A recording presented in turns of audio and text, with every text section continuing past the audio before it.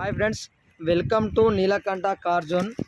Vehicle వచ్చేసి Alto 800 2021 మోడల్, 21 ending, 22 registration అండి. వెహికల్ వచ్చేసి 66,000 కిలోమీటర్స్ తిరిగిందండి.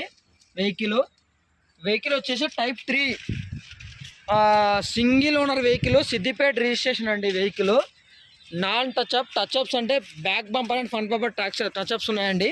సింగిల్ ఓనర్ వెహికల్, బండి జెన్యున్గా ఉంది. మెరూన్ కలర్ వెహికల్ అడ్రస్ వచ్చేసి